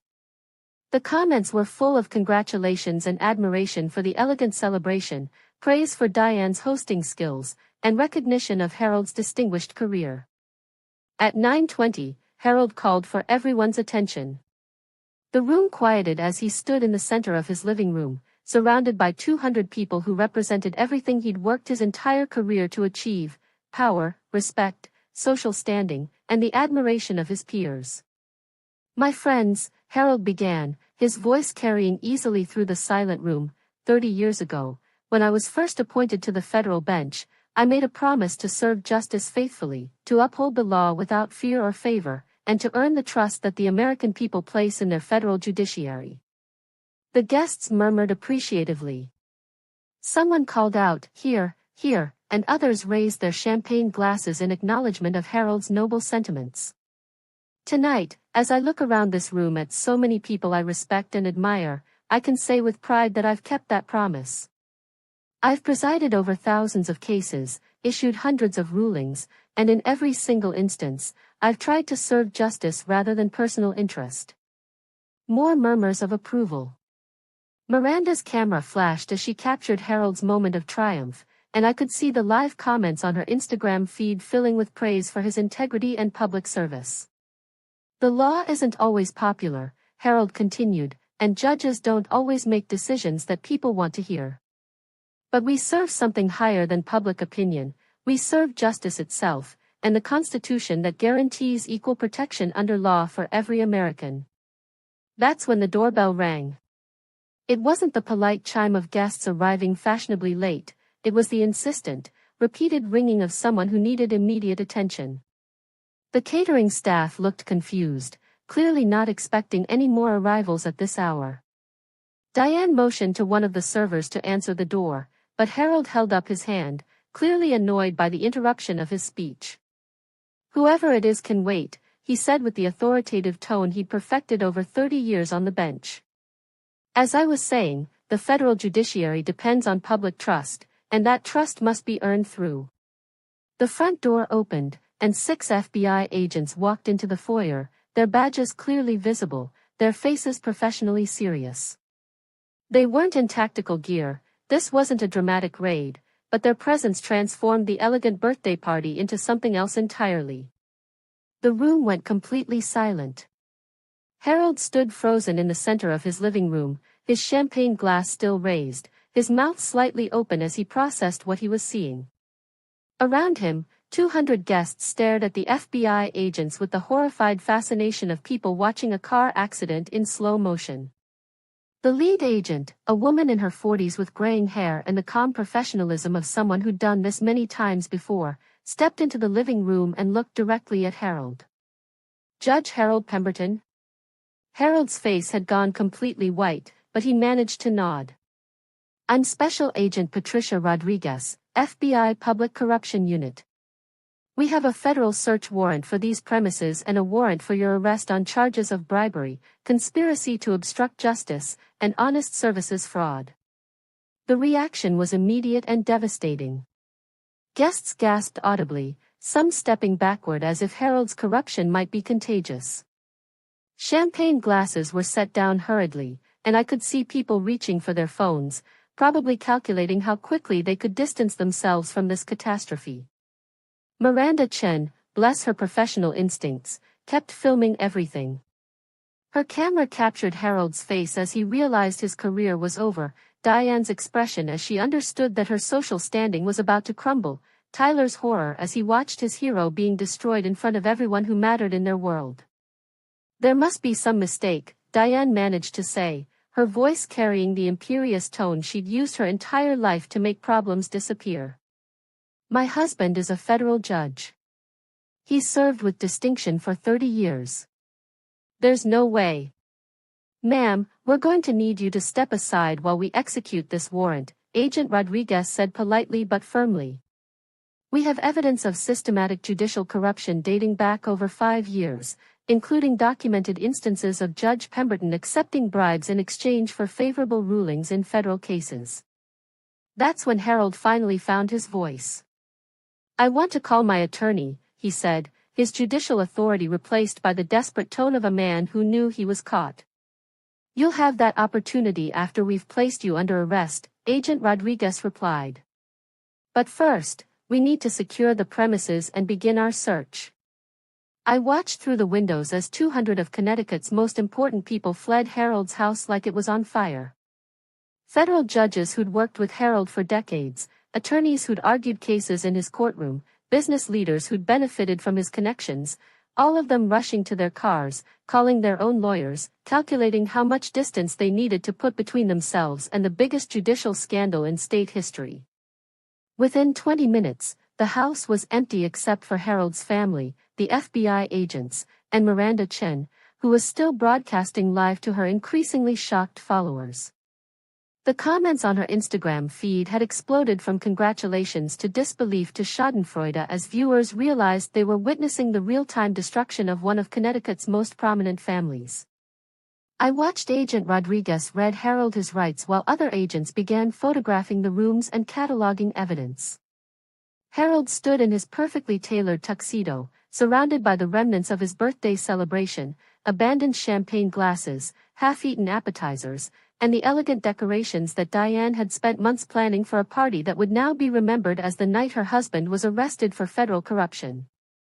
Tyler and Jessica huddled together near the staircase, whispering urgently about lawyers and damage control and how they were going to explain their connection to Harold when the story broke in tomorrow's newspapers. But I could see in their faces that they already understood the truth. There was no explaining this away, no managing this crisis, no returning to the comfortable life they'd built on Harold's dirty money. Diane sat in one of her antique chairs, staring at the chaos in her living room with the blank expression of someone whose entire world had just collapsed. This was the woman who'd lived her entire adult life as the wife of a respected federal judge, who'd built her identity around her social status and her family's reputation, who'd looked down on people like me because we couldn't afford to live in her world. Now she was watching that world burn down around her, and there was nothing her money or her connections could do to stop it. At 10:15, Agent Rodriguez approached Tyler and Jessica with a manila folder. "Mr. and Mrs. Pemberton Whitfield, we're going to need to speak with both of you about your financial relationships with Judge Pemberton, particularly regarding the mortgage assistance he provided for your home purchase and the business referrals he facilitated for Mr. Whitfield's career advancement." Tyler's face went even whiter, if that was possible. Are we under arrest?" "Not at this time," Agent Rodriguez said. "But we strongly recommend that you both retain legal counsel before our interview, which we'll be scheduling within the next 48 hours. I watched my son realize that he wasn't just witnessing Harold's destruction, he was about to be investigated as a potential co-conspirator in a federal corruption case. Every door Harold had opened for him, every opportunity Harold had created, every advantage Tyler had gained through his connection to the Pemberton family was now evidence of his potential complicity in Harold's crimes. The successful career Tyler had built, the reputation he'd cultivated, the professional network he'd developed, all of it was about to be scrutinized by federal investigators who would want to know exactly how much Tyler had known about the source of Harold's ability to help him. As Harold was led out of his house in handcuffs, flanked by FBI agents and photographed by Miranda Chen for her still broadcasting Instagram feed, I felt something I hadn't expected, not satisfaction, exactly, but a sense of cosmic balance being restored. For 5 years, I'd watched the Pembertons treat me like I was worthless because I didn't have money or status or social connections. They'd made me feel small and insignificant and grateful for whatever scraps of attention they were willing to give me. They'd convinced my son that I was an embarrassment, a reminder of humble origins he needed to transcend rather than honor. But now they were going to learn what it felt like to lose everything, their reputation, their social standing, their financial security, and most importantly, the respect of everyone whose opinion they'd ever cared about. Harold was facing federal felony charges that would likely result in decades in prison and the forfeiture of everything he'd gained through his corruption. Diane was about to become a social pariah, shunned by the same people who'd competed for invitations to her dinner parties. Tyler and Jessica were going to be investigated as potential co-conspirators, their careers destroyed by their association with Harold's crimes. And I, the worthless, insignificant woman who'd been given $5 for her birthday, had orchestrated all of it. As the FBI agents finished loading Harold into their car and began the process of securing the house as a crime scene, I packed up my chair and binoculars and prepared to go home. But first, I had one more stop to make. Tyler was standing on the front steps of what used to be his perfect life, talking on his phone with what was probably a criminal defense attorney, when he saw me walking up the driveway. He ended his call and waited for me to reach him, his face a mixture of exhaustion, fear, and something that might have been respect. "How long have you known?" he asked quietly. "About Harold's corruption?" "3 weeks," I said. "About your willingness to treat me like garbage in exchange for access to his world?" "5 years." Tyler flinched. "Mom, I'm going to lose everything. My job, my house, probably my marriage when Jessica realizes what being associated with this scandal is going to cost her." "Good," I said simply. "Good." Tyler's voice cracked. "Mom, this is my life you've destroyed. These aren't just rich people you've hurt, this is your son. Your only child. The person you raised and supposedly love." "I do love you," I said, and meant it. "That's why I'm not going to let you become the kind of man who thinks $5 is an appropriate birthday gift for his mother while giving $30,000 to someone else's mother on the same day." Tyler stared at me like he was seeing me for the first time. "You did all of this because of the birthday gifts?" "I did all of this because you forgot who raised you, who sacrificed for you, and who loved you before anyone else knew your name. I did this because you chose people who could afford to love you over the person who couldn't afford not to. And now I've lost everything. Now you have the chance to remember what actually matters," I corrected. "Now you have the opportunity to rebuild your life based on your own merit instead of Harold's corruption. Now you can decide whether you want to be the kind of man who earns respect through his own actions or the kind who inherits it through other people's crimes." Tyler was quiet for a long moment, watching the FBI agents finish their work and prepare to leave. When he spoke again, his voice was barely above a whisper. "Can you forgive me? For the birthday, for making you feel worthless, for choosing them over you?" I looked at my son, this man I'd raised alone, this person I'd loved unconditionally, this stranger who'd needed to lose everything to remember where he'd come from, and I felt my heart break and heal at the same time. "Tyler," I said gently, "I can forgive you. But you're going to have to earn back my respect." He nodded, tears in his eyes for the first time since he was a child. "How do I do that?" "By remembering that your mother is worth more than $5, I said. "And by proving that the man I raised is stronger than the corruption that surrounded him." I turned to walk away, then stopped and looked back at him one more time. "Happy birthday, Harold," I called out loud enough for the FBI agents to hear. "I hope you enjoyed your party." Then I got in my car and drove home, leaving Tyler to figure out how to rebuild his life from the ashes of the world I'd just burned down around him.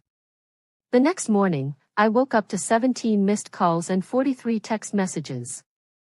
The Hartford Courant had published their exposé of Harold's corruption on the front page, complete with photos from his birthday party arrest and a detailed breakdown of every suspicious financial transaction I'd uncovered. The story had been picked up by the Associated Press, CNN, and every major news outlet in the Northeast. By 8 a.m., news vans were parked outside Harold and Diane's house, and reporters were trying to get comments from neighbors about the federal judge who'd been living among them while systematically corrupting his judicial office. But the calls and messages weren't just from reporters who'd somehow gotten my contact information. They were from people I'd never expected to hear from, former coworkers from the doctor's office, neighbors from apartments I'd lived in years ago, even a few parents from Tyler's old Little League team who'd seen my name in the news coverage and remembered me as the single mother who'd worked 2 jobs to pay for her son's equipment. Margaret read one text message from Linda Kowalski, who'd worked the night shift with me at the diner 15 years ago. "I saw the news about that judge and your son. I always knew you were tougher than you looked. Good for you." Another message, from Tyler's second-grade teacher, Mrs. Whitfield. "I remember how hard you worked to give Tyler every opportunity. I'm sorry his success made him forget where he came from, but I'm proud of you for reminding him." But the message that made me cry came from an unexpected source, Dr. Patricia Williams, the physician I'd worked for during Tyler's high school years. She'd been following the story and had put together enough pieces to understand what had happened. Margaret, I've been thinking about all those years you worked overtime to pay for Tyler's college applications, all those nights you stayed late to help cover the office expenses when we were short-staffed, all the times you came in sick because you couldn't afford to miss a day's pay. You were raising a future federal corruption investigator and didn't even know it. I hope Tyler realizes how lucky he is to have a mother with your integrity. By noon, the story had taken on a life of its own. Harold's arrest wasn't just a Connecticut scandal, it was a national story about judicial corruption, about the abuse of federal power, about the systematic betrayal of public trust by someone who'd sworn an oath to serve justice impartially. Legal experts were analyzing Harold's most controversial rulings on cable news shows, pointing out patterns of bias that should have raised red flags years ago. Patient advocacy groups were demanding investigations into every pharmaceutical company that had benefited from Harold's decisions. Environmental lawyers were calling for reviews of the mining cases Harold had dismissed. And at the center of it all was the narrative that the media couldn't resist, a working-class grandmother who'd uncovered a federal corruption scheme and brought down one of the most respected judges in the country. "This isn't just about one corrupt judge," said a former federal prosecutor on CNN. "This is about a woman who refused to be silenced by wealth and power, who did the investigative work that law enforcement should have done years ago." Margaret Whitfield may not have a law degree, but she's just given this country a master class in how justice is supposed to work. I turned off the television and made myself a cup of tea, trying to process the surreal experience of watching my life become a national news story. But what I really wanted to know was how Tyler was handling the aftermath of what I'd set in motion. I got my answer at 2 p.m., when Tyler called me for the first time in 3 weeks. "Mom," he said when I answered, and his voice sounded like he'd been crying. "I've been fired." "I figured you would be," I said. "No consulting firm wants to be associated with a federal corruption scandal. It's not just me. Jessica's law firm put her on administrative leave pending the outcome of the federal investigation. They're reviewing every case she's worked on to see if any of her clients might have benefited from her connection to Harold." I felt a pang of sympathy for Jessica, despite everything. She'd been arrogant and condescending, but she'd also worked genuinely hard for her career success. The fact that her father's corruption was now tainting her professional achievements wasn't entirely fair. "What about the house?" I asked. "We can't afford the mortgage payments without both our incomes. Even if we could, the FBI has placed a lien on the property as a potential asset derived from Harold's criminal proceeds. They're saying that Harold's financial assistance with our down payment makes the house subject to federal forfeiture." Tyler paused, and I could hear him struggling to control his emotions. "Mom, we're going to lose everything. The house, our savings, our careers, our reputation, everything we built together is gone." "Everything you built on Harold's stolen money," I corrected gently. "I didn't know," Tyler said, his voice breaking. "I swear to you, I had no idea Harold was taking bribes. I thought he was just a successful judge with good investments and family money. I never questioned where their wealth came from." "But you were willing to benefit from it," I pointed out. "You were willing to let Harold open doors for you, to use his connections to advance your career, to accept his financial help without asking whether it was ethical for a federal judge to be involved in his son-in-law's business dealings." Tyler was quiet for a long moment. When he spoke again, his voice was barely audible. "You're right. I was so grateful to be part of their family, so eager to fit into their world, that I never questioned whether what they were doing was right. I just wanted to belong somewhere that felt stable and secure and successful." "You already belonged somewhere," I said softly. "You belonged with the woman who raised you and loved you and sacrificed for you before you had anything to offer anyone else." "I know that now," Tyler whispered. "But I might have figured it out too late."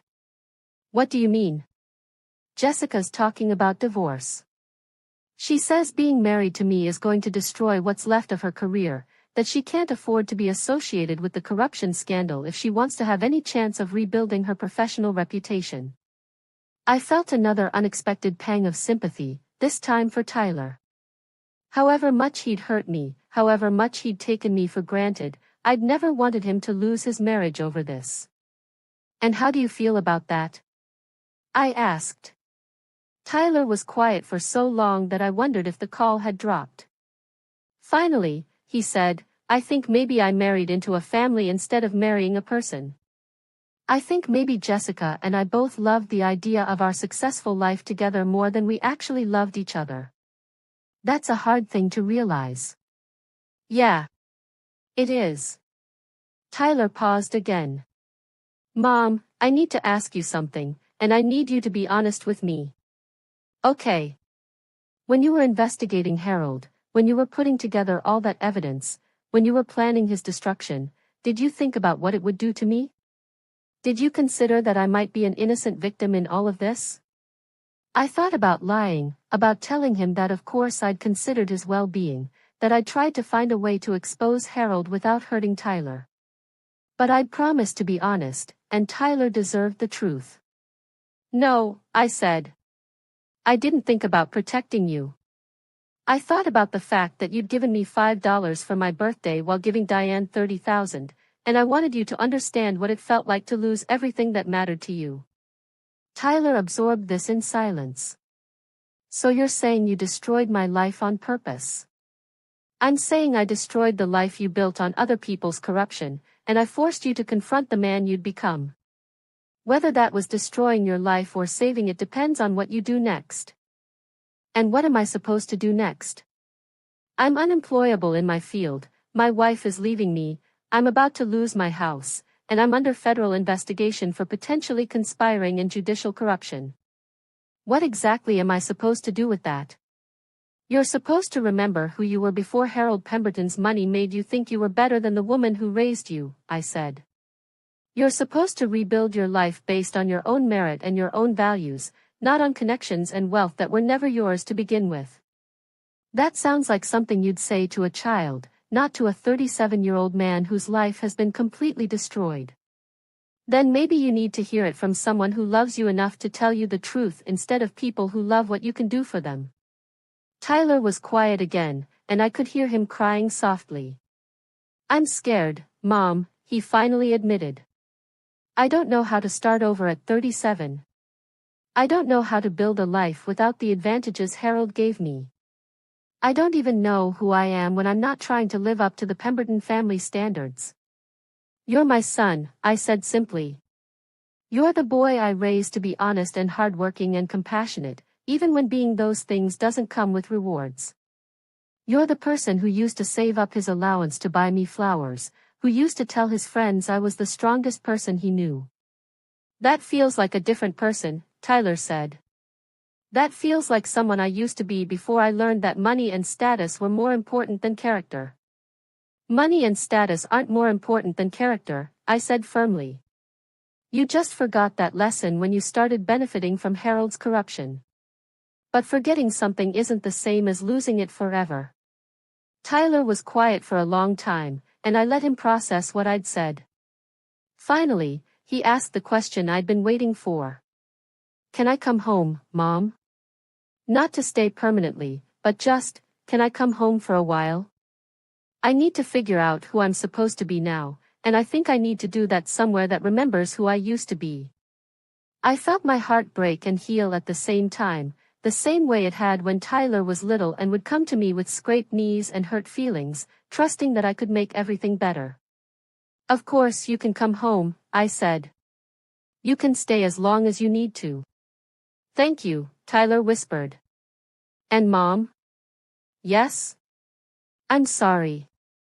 For the birthday, for making you feel worthless, for choosing people who could afford to love me over the person who couldn't afford not to. I'm sorry for all of it. I know you are, I said. And Tyler? Yeah. When you get here, we're going to talk about what it really means to build a life worth living.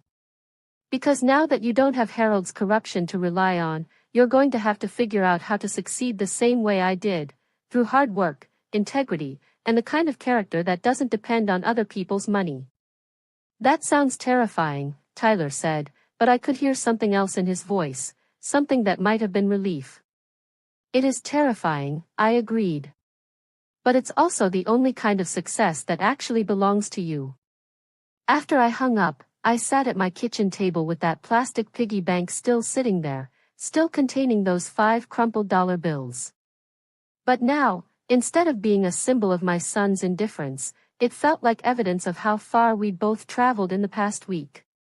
Tyler was coming home, not as the successful businessman who'd outgrown his working-class mother, but as a man who needed to learn how to build a life based on his own values instead of other people's corruption.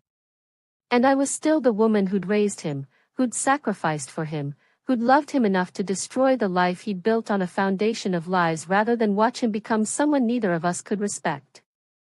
Sometimes the greatest act of love is refusing to let someone you care about settle for being less than they're capable of becoming. Even if it means breaking their heart, and your own, in the process. 6 months later, Tyler moved back into his childhood bedroom in my small apartment. Not the bedroom he'd grown up in, I'd moved 3 times since he'd left for college, but a space I'd made for him in the only home I could afford on Social Security and the part-time job I'd taken at a local library.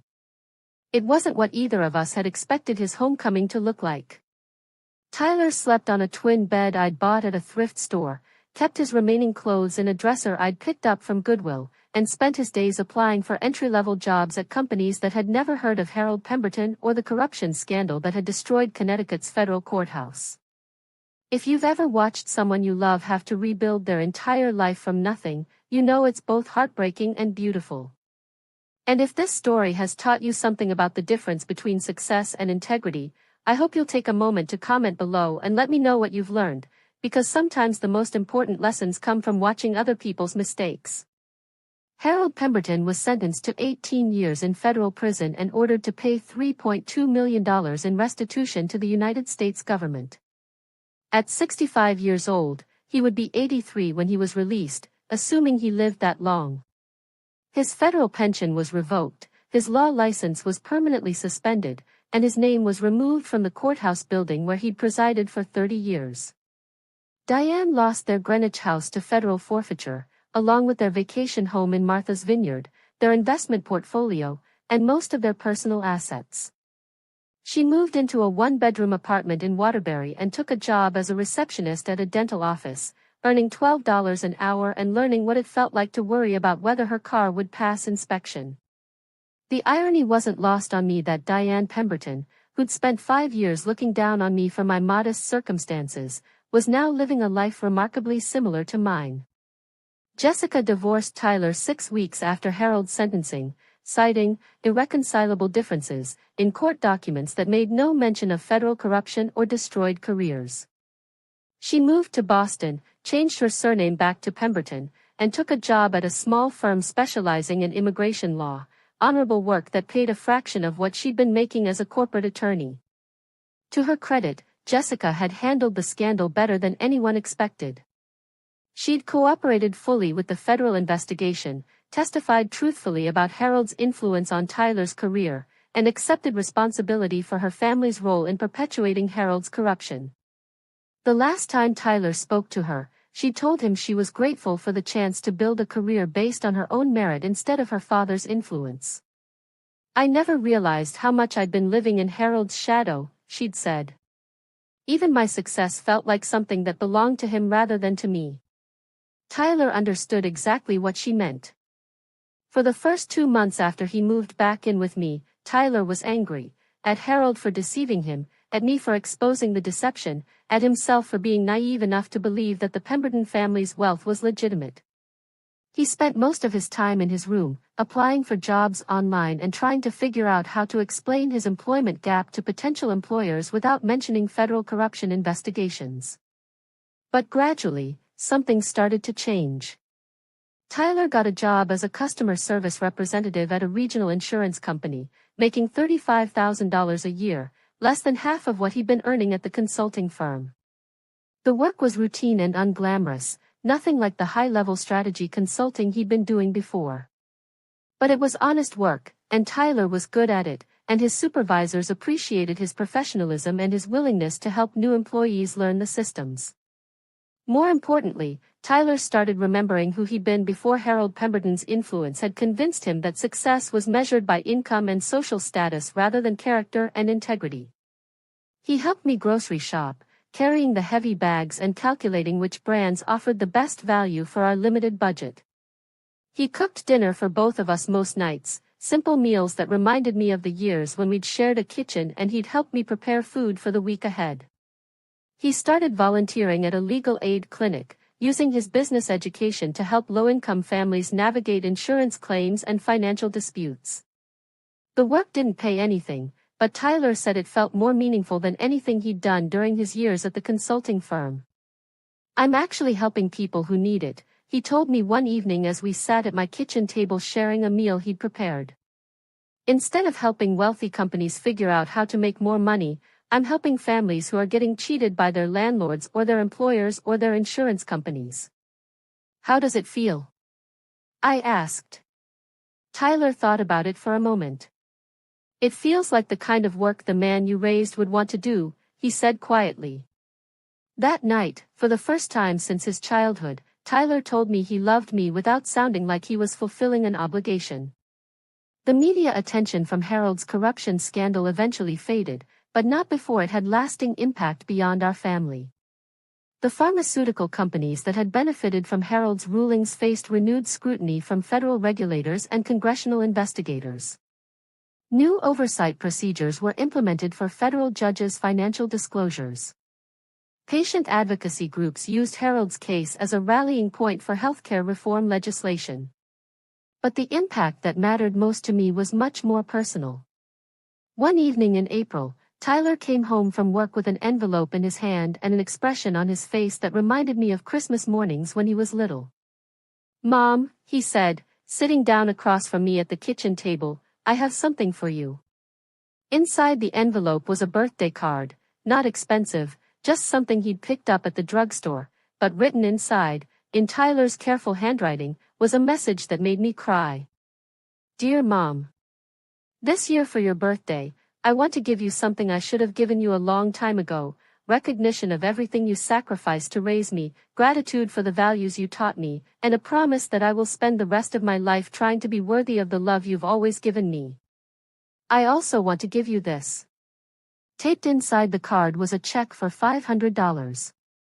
"It's not much," Tyler said, watching my face carefully, "but it's everything I could save from my salary after paying you rent and helping with groceries. I know it doesn't make up for the BMW you should have gotten instead of that piggy bank, but it's a start." I looked at the check, then at my son, and I realized that this was what justice actually looked like. Not Harold in prison or Diane working for $12 an hour or Jessica rebuilding her career in Boston. This was justice, my son understanding, finally, that love isn't measured by how much you can afford to spend on someone, but by how much you're willing to sacrifice for them. "Tyler," I said, handing the check back to him, "I don't want your money." His face fell. "Mom, I know it's not enough to repay everything you—" "I don't want your money," I interrupted, "because money was never what I wanted from you. I wanted your respect. I wanted your gratitude. I wanted you to remember that the woman who raised you was worthy of your love even when she couldn't afford to prove it with expensive gifts." Tyler stared at me, and I could see him processing what I'd said. "So what do you want for your birthday?" "I want you to take that money and put it toward your own apartment," I said. "I want you to build a life that you can be proud of, based on your own work and your own values. I want you to find someone who loves you for who you are, not for what Harold Pemberton's connections could do for them." "And what about us?" Tyler asked quietly. "What about our relationship? Can we rebuild what I destroyed when I chose the Pembertons over you?" I reached across the table and took his hand, the same hand that had once been small enough to fit completely inside mine, the same hand that had reached for me during thunderstorms and scraped knees and all the small crises of childhood. "Tyler," I said, "our relationship was never destroyed. It was just buried under 5 years of Harold's influence and your mistaken belief that success was more important than integrity. But you can't destroy a mother's love for her child, and you can't destroy the character I raised you to have. Even after everything I put you through? Even after I made you feel worthless? Especially after that, I said firmly. Because the fact that you're sitting here, working an honest job, volunteering to help people who need it, and trying to make amends for your mistakes proves that the man I raised is still there. He was just lost for a while in Harold Pemberton's world of corruption and easy money. Tyler squeezed my hand, and when he spoke, his voice was thick with emotion. I'm never going to forget this lesson, Mom. I'm never going to take you for granted again, and I'm never going to choose money and status over the people who actually love me. I know you won't, I said. Because now you understand what it costs to make those choices. 6 months after that conversation, Tyler moved into his own apartment, nothing fancy, just a one-bedroom place he could afford on his insurance company's salary. But it was his, paid for with money he'd earned through honest work, furnished with things he'd bought himself or that I'd helped him find at second-hand stores. He invited me for dinner the night he moved in, and as we sat at his small kitchen table eating takeout Chinese food from paper containers, I felt a satisfaction deeper than anything I'd experienced watching Harold get arrested or Diane lose her social status. This was what I'd really wanted all along, my son back, not as the successful businessman who'd outgrown his working-class roots, but as the man I'd raised him to be, honest, hard-working, and grateful for the love he'd been given. You know what the best part is? Tyler said as we finished our meal. What's that? I actually like the person I'm becoming. For the first time in 5 years, I'm proud of the work I'm doing and the life I'm building. It doesn't come with a BMW or a house in Westchester, but it belongs to me. That's the only kind of success that matters, I told him. The kind you earn yourself. Today, Tyler still works at the insurance company, but he's been promoted twice and is studying for his certified public accountant license through night school. He's dating a teacher named Sarah who appreciates his sense of humor and his volunteer work with the legal aid clinic. She's never heard of Harold Pemberton, and Tyler likes it that way. Diane sent me a Christmas card last year, the first communication I'd received from any of the Pembertons since Harold's arrest. Inside, she'd written, "Margaret, I want you to know that I understand now what you were trying to teach all of us. I'm sorry it took losing everything for me to realize that character matters more than money. Thank you for loving Tyler enough to save him from becoming like us." I kept the card, not because I'd forgiven Diane for 5 years of condescension and dismissal, but because it represented something important, the acknowledgement that love isn't about what you can afford to give someone, but about what you're willing to sacrifice for them. Harold will die in prison, and he deserves to. But Tyler got a second chance to become the man I'd raised him to be, and he's making the most of it. Some people might say that destroying my son's life was too high a price to pay for teaching him a lesson about respect and gratitude. They might argue that a mother should protect her child's success, even if that success is built on corruption. But I know better. Because sometimes the most loving thing you can do for someone is refuse to let them settle for being less than they're capable of becoming, even if it means breaking both your hearts in the process. Tyler learned that $5 wasn't enough to show appreciation for a lifetime of sacrifice. But more importantly, he learned that $30,000 means nothing if it's paid for with other people's suffering. And I learned something too, that being a mother means loving your child enough to hold them accountable for the person they choose to become, even when, especially when, that accountability comes at great personal cost. That plastic piggy bank is still sitting on my kitchen table, still containing those 5 crumpled dollar bills. But it doesn't hurt to look at anymore. Now it reminds me of how far Tyler and I have both traveled, how much we've both learned, and how grateful I am that I loved my son enough to fight for his character when he'd forgotten its value. If you're a parent watching your child drift away from the values you taught them, if you're feeling dismissed or taken for granted by someone you've sacrificed for, if you're wondering whether it's worth fighting for respect from people who think money matters more than character, let me tell you something. It's always worth fighting for what's right, even when fighting means losing everything you thought you wanted. Because sometimes the greatest gift you can give someone you love is the chance to remember who they really are. And sometimes, if you're lucky enough and brave enough and stubborn enough, they'll thank you for it someday. Before you go, I want you to know that sharing this story has been both painful and healing for me. If you're watching this and you recognize yourself in Tyler, if you've ever taken someone's love for granted because you thought success was more important than gratitude, it's not too late to make it right.